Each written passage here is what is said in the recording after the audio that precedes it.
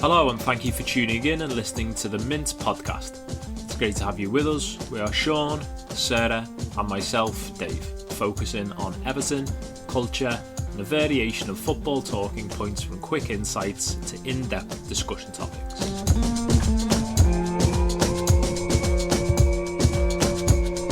Mint podcast.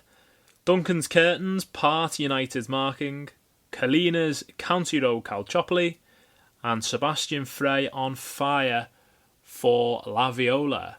I think we have a fantastic topic. Before we get into it, if you want to check out further content, follow us at mintisculture on all social platforms and visit the website mintisculture.com. Time whistle goes and Everton have brought off a famous victory here. And there is the match winner. I've picked the header, Duncan Ferguson, 95, and it was into the Gladys. Towering header. I think it was a corner from Andy Hinchcliffe, and I was in the Bullens corner with my dad. 40,000, full house. Typical emotion. Sort of February, absolutely freezing. I think with Ferguson, you could tell what he was going to do. He'd take like a 10-yard run up, and then you knew that the ball would be hanging and that he'd just jump up and time would almost stand still. And just those moments when he did it, there'd almost be silence, you could sort of just touch the atmosphere. Ferguson's there, and it's 1-0. And Duncan Ferguson takes off his shirt in triumphant style. Were you, either of you, I think you're a little bit younger than me, aren't you? So you won't even remember that, but have you been brought up with that emotion? No, I'd like to actually sort of like echo that. Like, all I remember of it was this time stood still type of moment, and Ferguson was rising in the air. I'd like to sort of get your look on it based around that the Gladders sucking the ball into the goal. I can't remember the time leading up to the goal. Can you remember anything of that? Is that something that is vivid enough, or is it vague and it's literally just the goal and that moment that stands out? It was almost like you hold your breath, and I was still quite young at that time, but I remember it. I remember Andy Hinchcliffe taking the corner. It was always those minutes, you'd feel that something probably could happen. It was always set pieces as well, wasn't it, with him? I mean, he was incredible on the ground as well with his feet, but you could feel that. Again, yeah, the Gladys, they suck in those goals, and there was that emotion, the hatred of United, and to do that, the way he did it as well, the celebration, everything, it's iconic, isn't it? I can't define whether it's because I've seen it so much, I remember all that. When you look at a photograph and you think you obviously remember it. That moment, as soon as it went in, the roar, there was just something a little bit special about that one. Again, I think it was the celebration and the emotion, obviously, because of where we'd been in the league, where we were in the league, and what was going on behind doors at the club as well throughout that period for a long time, anyway. But do you think the emotion of like you said there, where we were at the time, and the fact that there wasn't really that many other memorable players on the pitch at the moment? Yeah. Do you think that's also what makes it so iconic, that he stood up like he does? Maybe. I mean, I was a big Anders Limpar fan, so there were a few that stuck out to me at that time, and it was coming into that Dogs of War period, wasn't it? Yeah, maybe. I don't know. There was just something about Ferguson. He was young and he had fight about him. There was always something exciting about the way he played, the way he held himself. He was 6'4". I mean, he was massive, wasn't he? Not muscly as such, but the way he held himself, it's like a classic number 9 for me. He was very imposing, wasn't he? Even as a young lad, and obviously you look at the modern team now. Do you think that relates a bit, and is that emotion coming back for you as well when you look? It's potentially. I think I'm glad that he's there, and I'm glad that he's instilling that in them, because I don't think we've had that for a long time, that fight. Because the minute you saw Duncan Ferguson, the minute I saw Duncan Ferguson, as a young girl watching him, I knew that even then he was Everton through and through. There's something you can't quite explain it, but he wears his heart on his sleeve. But you know, when you see players now and they kiss the badge, when he did it, you knew that he actually meant it. He's got that tattoo on his arm, hasn't he? And yeah, he just bleeds Everton. Everything about him is the club, and I don't think he can live without it. And there's just something about that it gets you really emotional. And I'm so glad that he is there, because I feel like he's the best person to do that. It was early on in his Everton career, really, wasn't it? Do you feel like it was like I know he'd already put together some like serious winning goals and towering headers again, but do you feel like it was a defining moment, not just for you but the entire stadium at that point, thinking this is the man, this is potentially, yeah? And I think that's what we do, isn't it? It's that they come along every now and then. You don't really get them that often, and yeah, I do think everybody at that time thought that. And I think it's only that, was it 200 and something appearances, Ferguson? And I think only because of his injury that always seemed to come back to haunt him, I think he'd have done so much more. He was a big match player. When you went to the game, you knew that he would rise to the occasion. You know, wouldn't let you down.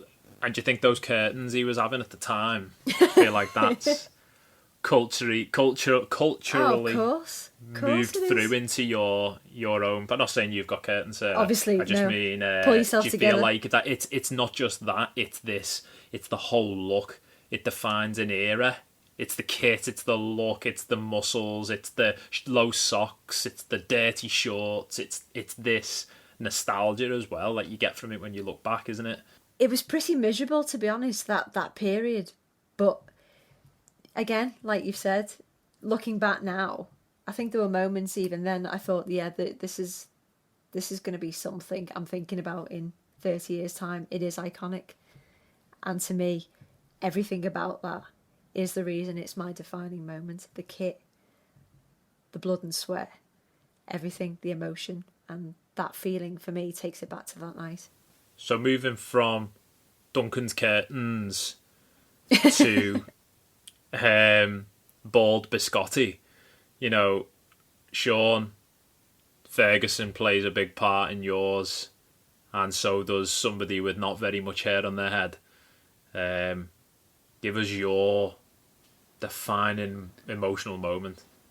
Nice segue, Dave. Yeah, to kind of echo, obviously, to hark back to the question, like the emotion, and a big turning point for me and why I'm an Evertonian would be that night in Villarreal away in 2005. And to kind of paint the picture a little bit, obviously, Everton had qualified for the Champions League qualification spots, finishing fourth, one position ahead of Liverpool. Obviously, Liverpool won it in 2005, so it was that whole rigmarole through the summer. Are Everton actually going to even get a qualifying spot?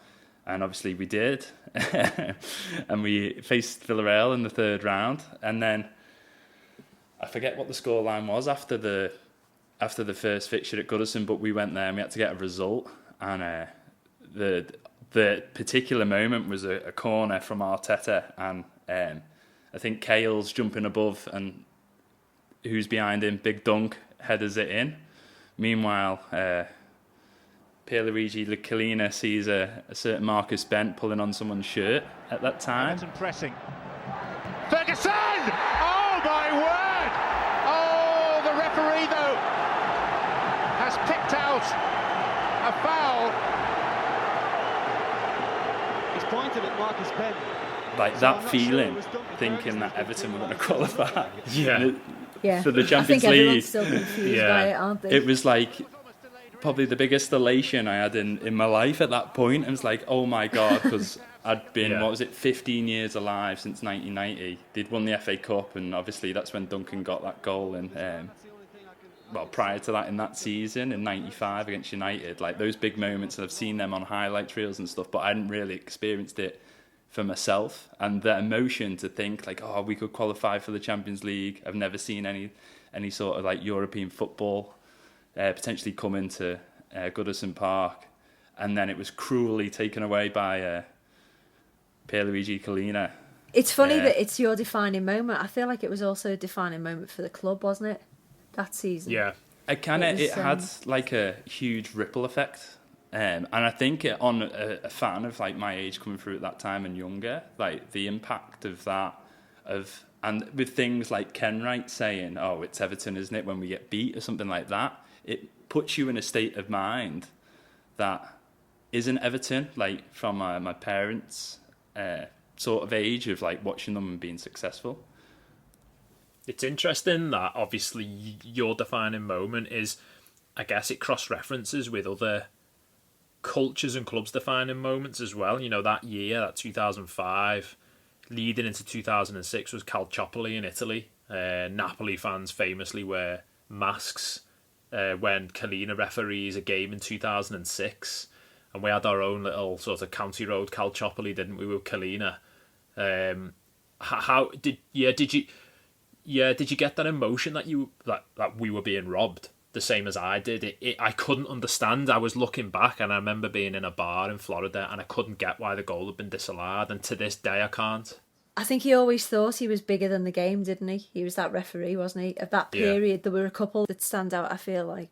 To me, I thought he blew it to go back. When he blew the whistle, I think he changed his mind, didn't he? There was always that second where you think, what's he actually doing there? You can see like the thought process. Yeah, and someone who's obviously such gravitas, obviously refereeing World Cup finals and being on the cover of Pro Evolution Soccer 3, and like he had high regard, and it was like a privilege. Like he was like one of those celebrity referees, like, oh my God, he's refereeing Everton, and like this guy's done a World Cup final.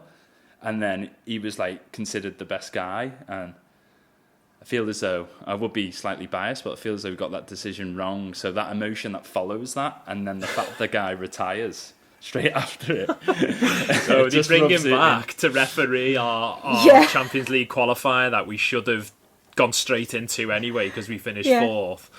You know. And they ask us why we're paranoid.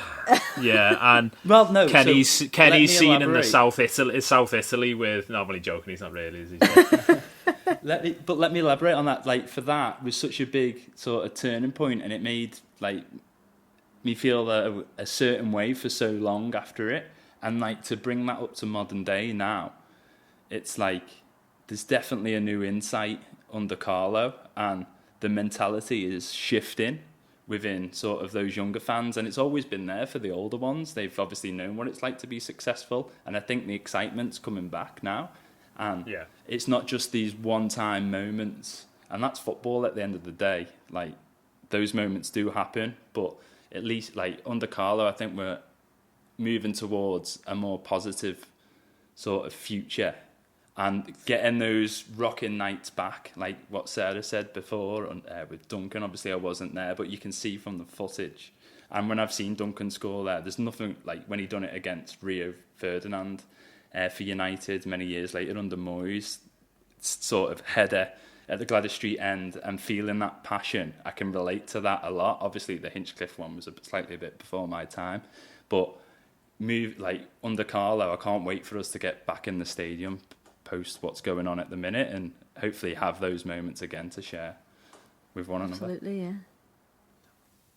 I remember, obviously you in uni, Shaun, you were big on Spanish football, like it was your thing, and it's interesting to know that your only standout is disappointment. In like not your only standout, but your biggest emotional standout is this emotion negatively in Spain.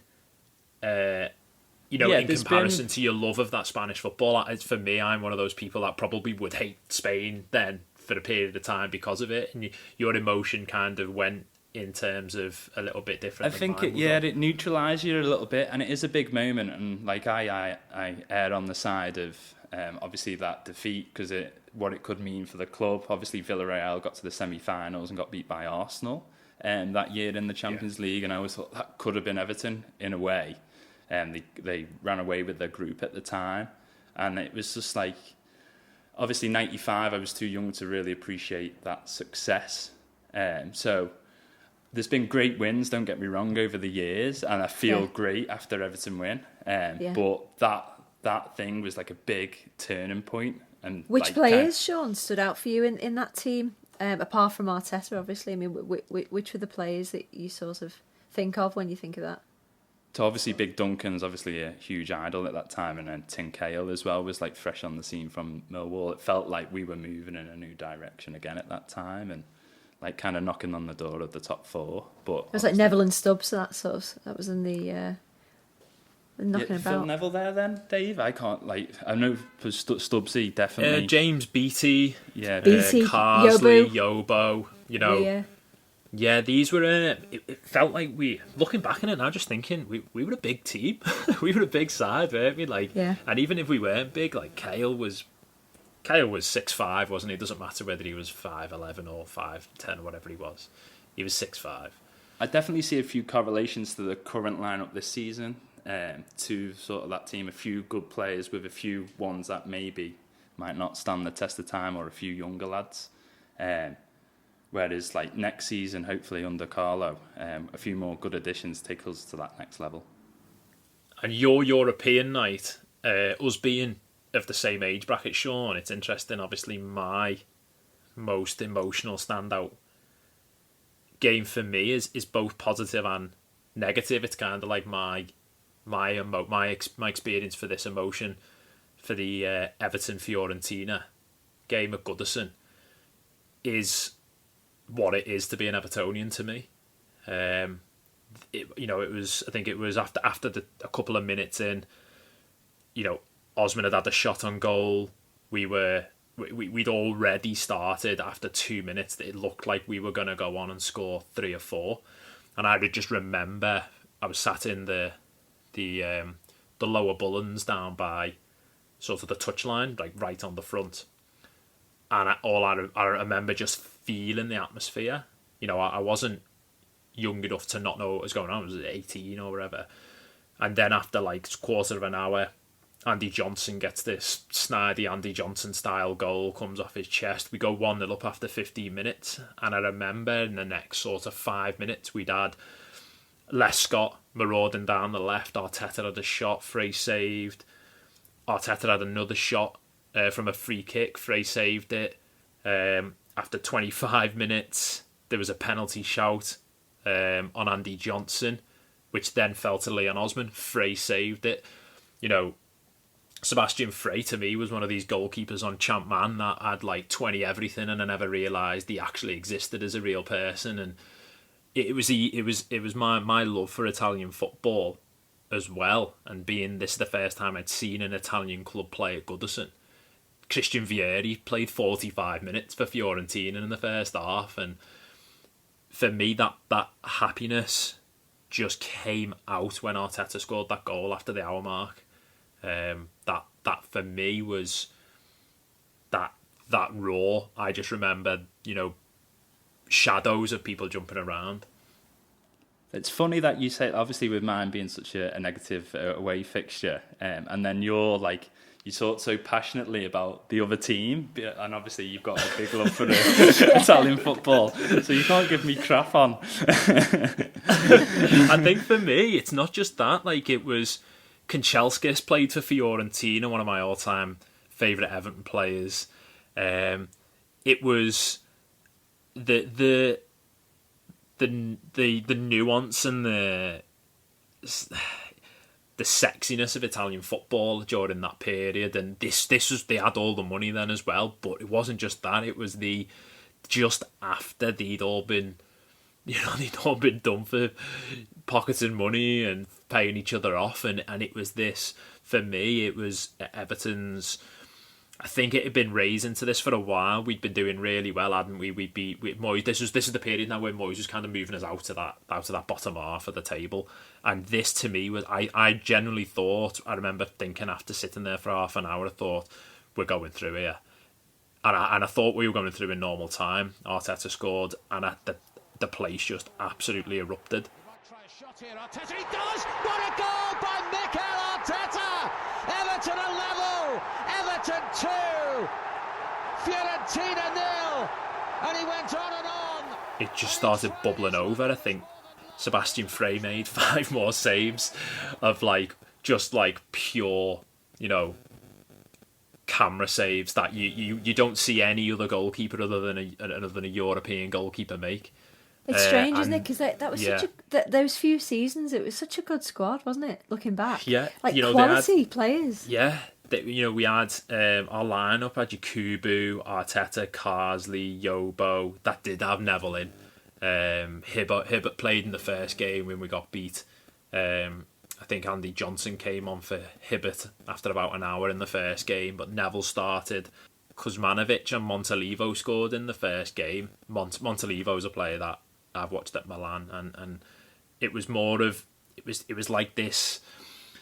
It was this Mediterranean feel, this European culture, and then all that raise, all the tastiness of that 90 minutes, and Yakubu missed the second penalty. And as soon as he missed, I knew we were out. I just knew it. I knew he wasn't walking off doing his eagle under his breath. And then Jags missed the penalty. I even remember to this day. I think I've watched back and I have to double check to make sure Yakubu's penalty hits the post because it looks like it goes in the goal. It's the hoardings and comes out. It does, yeah. It does look like that. Yeah, and I remember being really apathetic when I think it was Santana scored the winner, the 4-2. Who wins 4-2 on penalties? We've got a penalty left.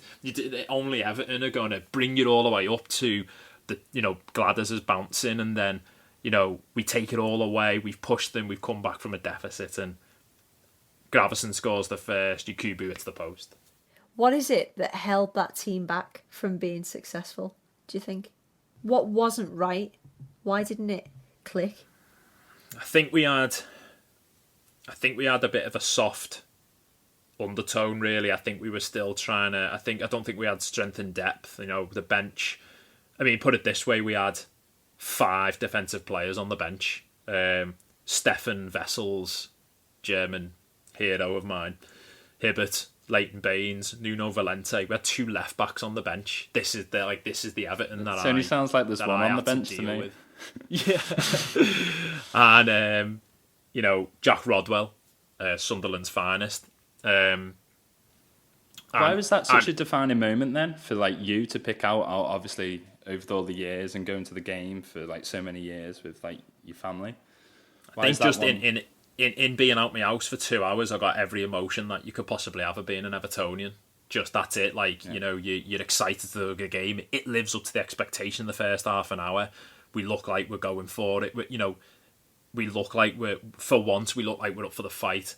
And literally, what is it? 2 minutes before the end, they just burst your balloon. All over. I think you've just put Everton in a nutshell. It's sublime to the ridiculous, isn't it? And it's just every feeling. And I think you've just defined it for me. Honourable mention for Per Kroldrup, who sat on the bench for Fiorentina after making one appearance for Everton and coming back to Goodison and having the last laugh. Coming back to haunt us. Yeah, I'm sure if Gino's was around back then, he would have been out having a Peroni and celebrating a penalty win over the club that he basically never made an appearance for. But I think for me, that's what it is. It's the microcosm of being an Evertonian in sort of 2 hours. For me, that's I think you could pick 10 other games and I don't think they would have the emotion, positive and negative, that had within that period of time. Hope you've enjoyed this Everton emotional roller coaster. Sarah, Shaun and myself, Dave, of Mint Podcast. We have so many more ideas and discussions coming to you over the next few months. Check out our socials, all of them under @MintIsCulture. Thanks for listening. This has been Mint Podcast. Memories Edition Part 2. Russian Roulette. Kanchelskis free-for-all proves a Russian's key data is assists and goals and not your voting record. An Aussie causing anarchy in the away end. I should be so lucky. Kale, the perennial poacher. And from goals at the Gladders to goalless against the Gunners, it's Arrivederci as caretaker under the presence of the Professor and a little bottle of Buenos Aires from Big Duncan. It's Mid's podcast. So, Shaun, tell us about your lasting memory of your player eulogy. Okay, I've chosen corner flag knockout king and my second favourite Australian of all time, Timothy Filiga Cahill. Who's your first? Thank you, Callie Minogue. I was hoping for that. Another great goal scorer. I thought you were going to say Mark Viduka. Yeah, it's Callie's first, obviously. Sorry, Tim, but Tim, you're in second. But my most favourite Evertonian from Australia. So the most memorable moment for me, I want to kind of take you back to January 2009. The 19th of January is 3 days after my birthday. We were away at Anfield, so I'm already setting the scene there. I'm in second year of uni. I've wasted all my money on Bjorn Borg, Fila, tracky tops, and I've got my brand new Luke jacket on that I was so proud of. I spent half my maintenance fee on for uni. And it was the first time I've ever been to Anfield away. Super excited. So at the time, Liverpool were under Benitez. They had Steven Gerrard, obviously, at the time. They were top of the league coming out of Christmas. And Torres was still there at the time. So even though I'm not the biggest fan of Liverpool, I was looking forward to seeing those players in action because I don't think I'd seen Torres before, and I always appreciate a good, graceful footballer, and he was on fire that season as well. And a few comments a week before came from Sir Alex Ferguson about Benitez cracking up with the facts. So all this... Cracking up. Benitez cracking up. 2 minutes, like a lot of different aspects going on. I know we were kind of just bobbing along as normal. We weren't neither good nor bad at that time. So Howard Webb was refereeing the game, and obviously going into Anfield, it's an interesting atmosphere for obviously Evertonians who have been to that away fixture. Obviously, we're the minority in that respect across the park. The first half was mainly Liverpool. It was kind of like a cagey affair as normal. And during that season, I think we drew them in the cup as well, so we played them quite a number of times, like home and away. Anyway, gets into the second half, and it's still 0-0, and Gerrard sticks one in the bottom corner at the Kop end. It just goes silent, and then just 3/4 of the stadium's erupting. You're questioning yourself, why on earth did I even bother coming today? Like, first Was ever this away last dog. week, or is this? No, The old 2009. Oh, this is. right, okay, Yeah, sorry. yeah. I thought you...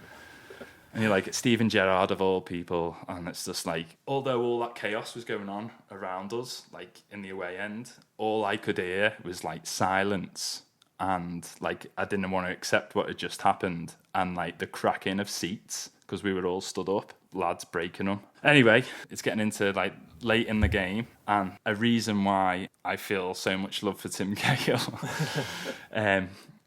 It's a really cagey affair. I think Torres ends up going off. And like Liverpool are just hanging on. I think they threw on Lucas or something to kind of close up the game under Benitez. You know what he's like, quite tactical. So building the sort of tension now. I think it's sort of like mid 80s minute, like 85, 86 minutes, and someone's fouled in the corner. I can't even remember who it was, but Arteta's sat like right by the away fans at the Anfield Road end, I think it is. He rips in the free kick, and I mean he levers it like just into a crowd of Bodies. Crowd of bodies, just like all around Pepe Reina. And like, I didn't even see what happened. Like, the atmosphere just went completely silent, and you could hear the net ripple. And it's there. It is 1-1. It's that man, Tim Cahill. And those smiles have turned to frowns, but it's Evertonians who are delighted here, and David Moyes in particular. Well, first of all, Anichebe does great to win the... And then Tim Cahill comes peeling off, celebrating once we've realised it's all in the net, and it's like a bloody war zone. People flying down the seats, piling over each other, lads trying to run on the pitch.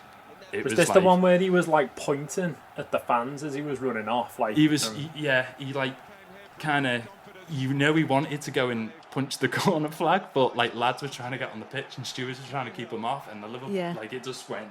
It was just chaos, and like sort of euphoria at the time was like, it was just relief that just living in the away end, innit? Yeah. It's just madness, and then that sort of relief, and then realising, okay, let's try and like he didn't even try and run to the corner to punch it. He kind of went that way and was just like, okay, no, let's just run back to the halfway line and let's try and get another one.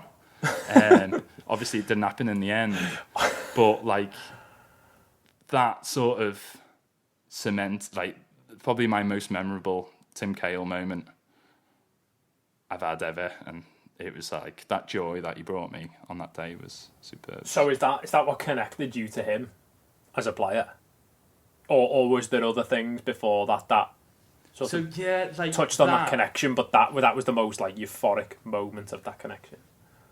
So in relation to what connected me to him, it was that obviously that joy and that emotion coming out of me. Like you can only feel like so much love for someone giving you that moment. But like just in every game, he was an uncompromising player. Like I like to describe him as a sort of round out a style, like Thomas Muller in a way. He didn't like you can't really put a bit. I know he was a midfielder, but he just got into these like a weird shadow space. Striker, wasn't he? Like a shadow striker. Great player, consistent as well, wasn't he? Oh yeah, it's funny because it's sad really because what my sort of lasting memory of Cahill is that last season, and he pitted off. He was injured and he didn't score. He had a long period where he didn't score at all. I think it was like. He went like October to like February or something where he didn't score. But I think only Tim Cahill could go through like a period like that, not scoring. And everybody remembers those moments, Sean. Yeah, he surprises you, and he was a big game, wasn't he, Sarah? Like that overhead kick against like Chelsea, like big teams, like Man City, a couple of goals, and I think he's a great shout because he's an Evertonian. You can just tell, can't you, with Cahill? He's an Evertonian, Sean. I mean, he's the ultimate, isn't he? He stands up for us on BBC, doesn't he? He's there in the press at the minute, and that is the lasting memory I'll like have of him. Getting on to the end of an Arteta cross, and obviously, but later in his career with Leighton being that guy, putting it in and punching the corner flag, and sort of playing every week, rain or shine, he gave his all for Everton. He was iconic, and when he kissed the badge, you know he meant it, didn't you? Talking about, you touched on Mikel Arteta a couple of times there, and your specific, most memorable sort of moment kind of includes Mikel Arteta, doesn't it, Sarah, a little bit, in regards to your specific moment is maybe not something that you would specify with this player overall, but it's without a doubt an incredibly key moment in our most recent history anyway. Very much intertwined with Arsenal's history as well, significant for both clubs. My moment is the Arsenal game, and it was Ferguson's last game with the attendance of Carlo Ancelotti for the first time and Arteta, so they were both in the stands. A pretty dull game, scrappy. Goal bonanza, wasn't it? Not memorable in the slightest, but I'd walked round the park end before we'd gone in and had seen a glimpse of Mashiri and Kenwright pulling in the same car.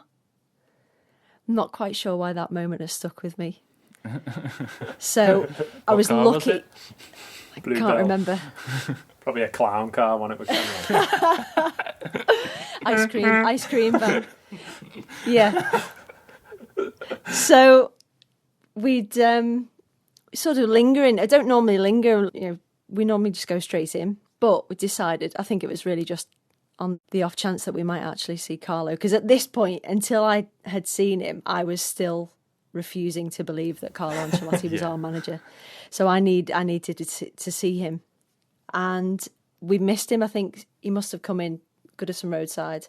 Yeah, so that was a moment I remember, seeing Mashiri going into the ground. And then knowing that Carlo was in attendance, the game absolutely dire. I think there was a free kick from Sigurdsson. I think it almost went in, sort of pulled a little bit away, and a save by Pickford. It was just scrappy. It was both teams you know what it looked was? like they were playing to keep up their. Well, Ferguson looked like it was kind of like they were playing to keep up their non-losing record under him.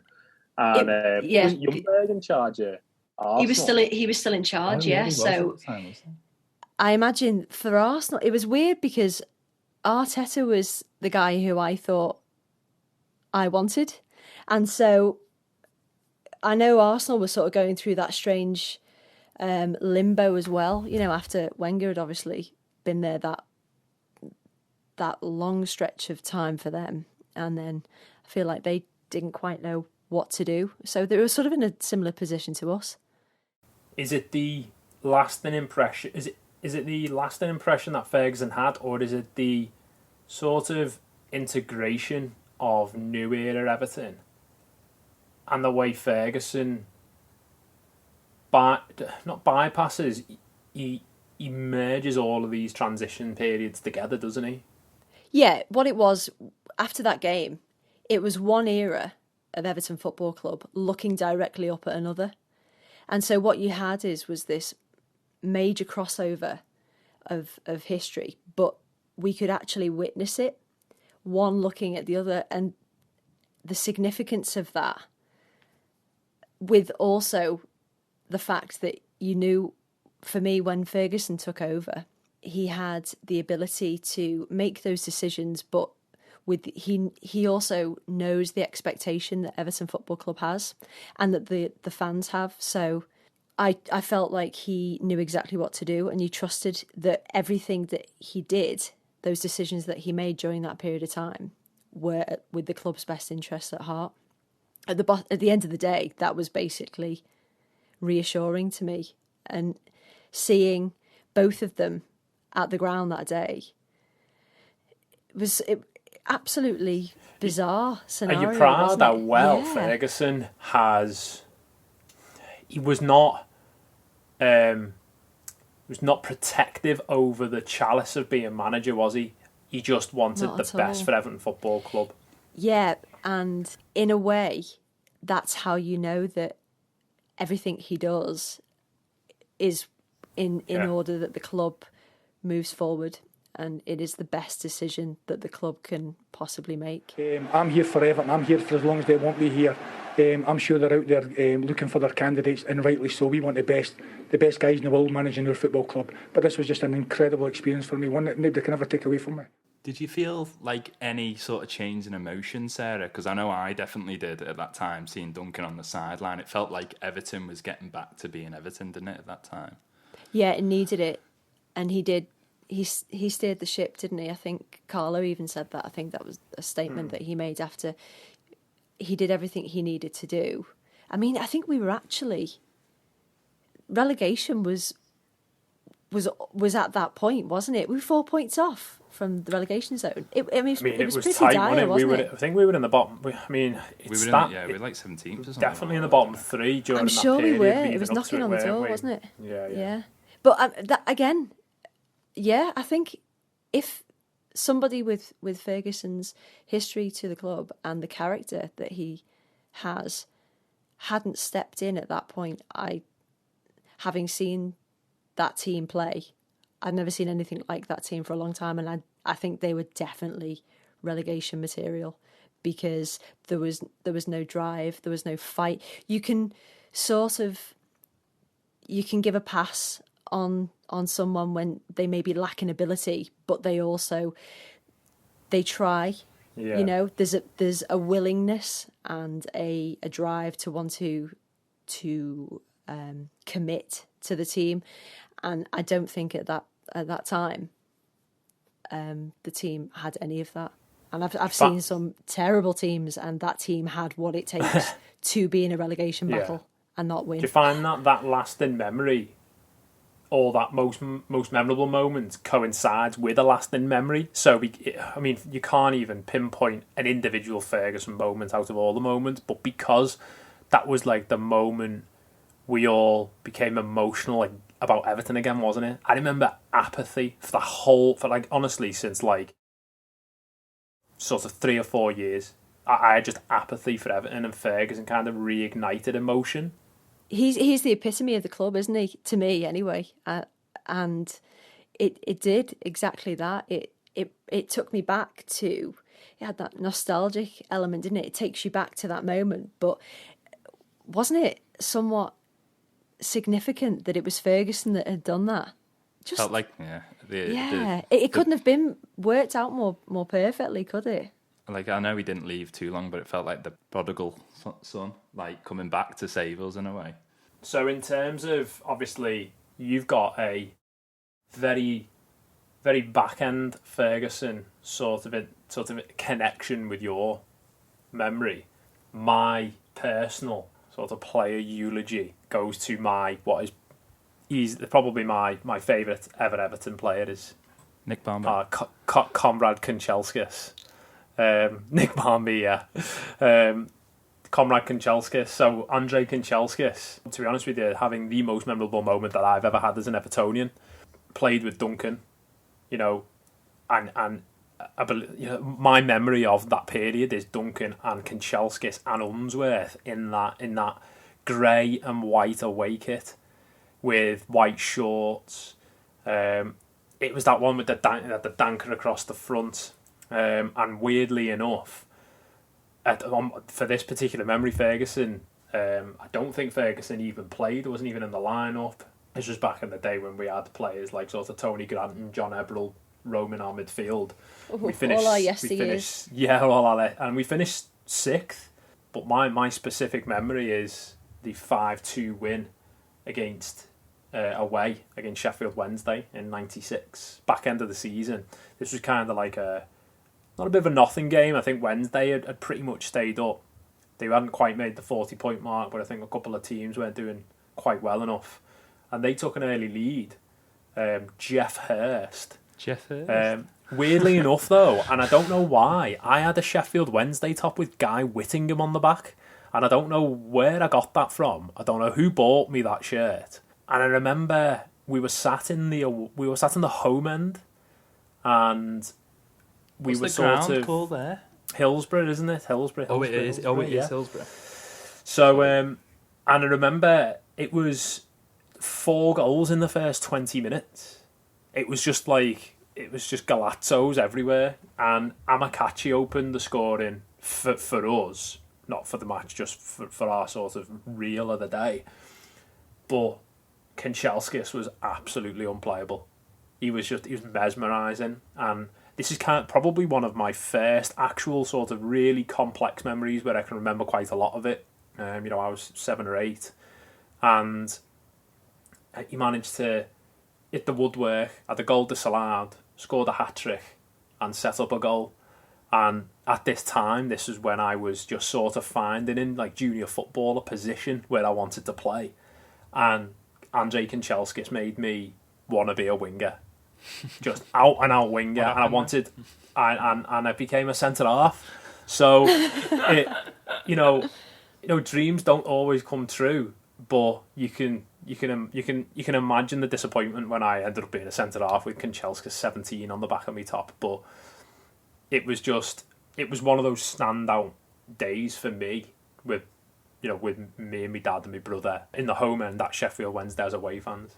Venturous pass, but a beautiful pass. Kanchelskis. The man's on fire at the moment. In 21 minutes.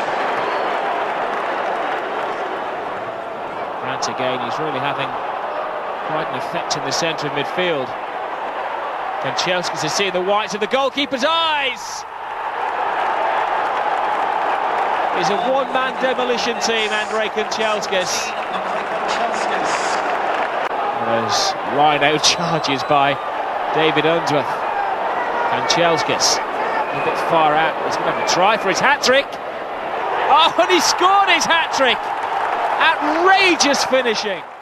When you look back at that footage of Kanchelskis now, he's such a modern player, isn't he? Because wide strikers it's just a common thing now. Yeah. But that type of player with a classic 4-4-2, which was predominantly what it was then, wasn't it? Whereas now, he just seems so progressive in his style of play. He's got that Richarlison edge, hasn't he? But he was strong.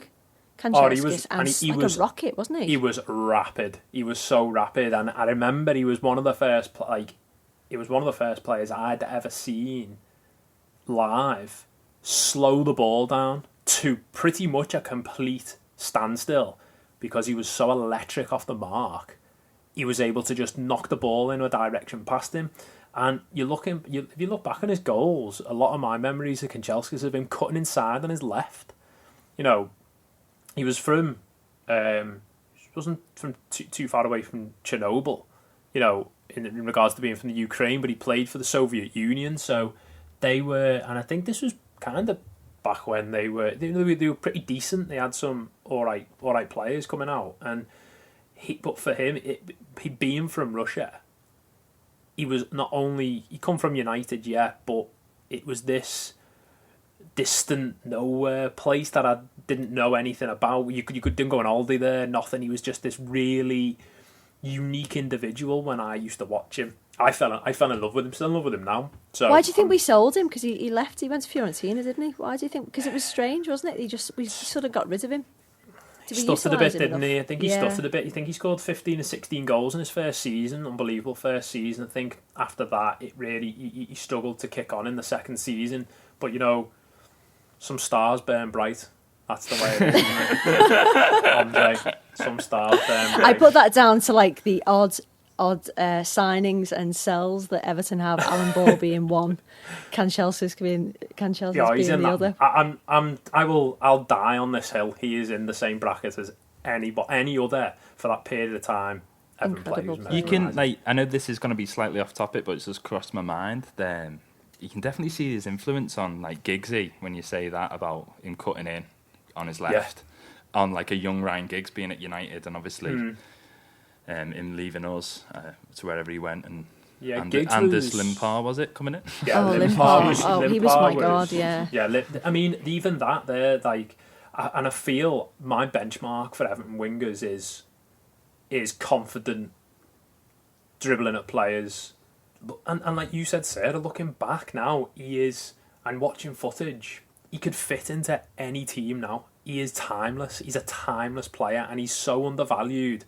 You know, we went off to Fiorentina and had some sort of like, you know, and they were having some post-Batigol problems. Like everybody has post-Batigol problems. If Batigol leaves your squad, you're having problems.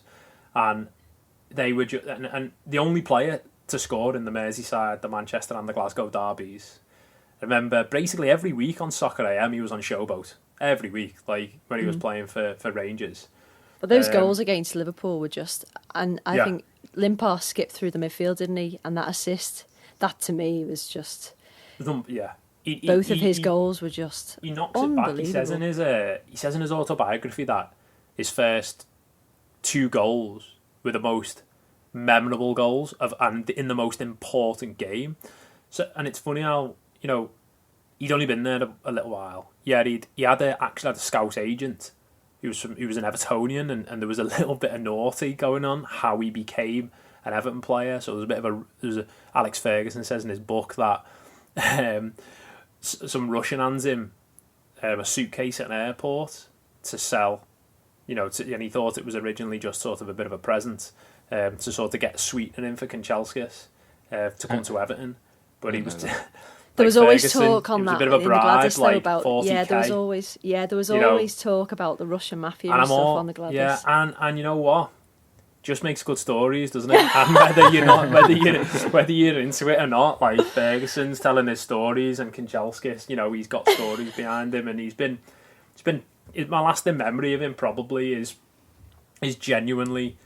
I know his kid's quite active on Twitter, isn't it? Namesake. He's quite active on Everton Twitter, and it kind of keeps those memories sort of fluent a little bit in your mind. But I know he's potted around sort of Russian leagues, you know, sort of Torpedo Moscow or somebody like that. But lasting memory is him and what he did for wingers. That's my lasting memory of him. Is he created a new type of player. That's what I feel anyway for me. Absolutely, yeah. 1v1s, he is the sound of wooden seats battering against the back. That's his sound. If Andrei Kanchelskis, you could bottle an Andrei Kanchelskis sound, it would be everybody standing up because they're just excited for when he gets the ball. And we have a couple of players like that now. Anthony Gordon, Richarlison, you know, and he was the first player that I remember doing that. So every single time an Everton player got on the ball 1-on-1, I see Andrei Kanchelskis. That's all I see. So I think it's quite easy to take that for granted, the players that you've just, like, obviously you described Kanchelskis, but the players that he was with, he was playing with at that point. He seems like a completely foreign body, doesn't he, that he was in amongst that squad. I think for all of the players we've chosen, though, Cahill, Ferguson, Kanchelskis, they all define Everton in a specific way in regards to whether it's talismanic, whether it's sort of blood and guts and flair. And I feel like if I think everybody, if Everton had those three players, if you cored your Everton squad around having tricky wingers, a number 9, and an absolute sort of box to box, absolutely loves getting in the box, putting in a tackle. And I think if you were to put those three players in any Everton squad, it would improve them tenfold without a shadow of a doubt. Yeah, I think that's what Carlo's definitely done, hasn't he, this year? There's elements of that there, 100%. Yeah. He's kind of bringing that back, and hopefully he brings more of it. Characters too, as well, though, aren't they? They've got characters within a squad as well. They are characters, or they were. Yeah, and whether you were quiet if you were Kanchelskis on the pitch, or whether you were to some extent a quiet leader like Ferguson was on the pitch and off it, or Tim Cahill, who clearly was vocal, clearly's got no problem with being vocal, clearly enjoys being vocal with his punditry, and I just think it allows us to remember players in not necessarily nostalgic ways, but timeless ways as well. Like, I think those players, the three players we've mentioned, would fit into a squad in 2025 as much as they did in 2009 or 1996. Definitely. If you watch the footage back as well, like I was looking at Cahill goals, obviously, and Duncan and obviously Kanchelskis, like you look at some of the goals they score, and like in particular for Cahill, for me, was just like Dominic Calvert-Lewin all over. If anything he can add to his game, it's getting those low headers and those mid-range headers and the awkward goals. And like Cahill scored so many one-touch finishes. I'm like, but the hell, we've had an Inzaghi previously, but people. And I think when you start to think about, you could lift those players from that period and put them into a team now, that means that they are an all-round classic player, that they could they define any era. Like, it's like the classic that we think about, like Alex Young, or he could play now, couldn't he? You could drop him in. Yeah, those players, Brian LeBone, they're just football. That's it. Yeah, I think timeless. With these three, like we weren't aware of who we were all going to pick beforehand, and it's just, I think the three were going to get picked regardless of who picked each one. That I think you would put 20 Evertonians of our era into a room, and I'm pretty sure within that top three of each individual, at least one or two of them would pop out there in every single person's top three. Tell us your top three. Or your bottom three. Yeah. My bottom three would be no, because it's only an hour podcast. Yeah, I'd have a bottom 77. Thanks for tuning into the latest Mint podcast. Don't forget to subscribe and keep up to date with future releases, collaborations, and all things Mint.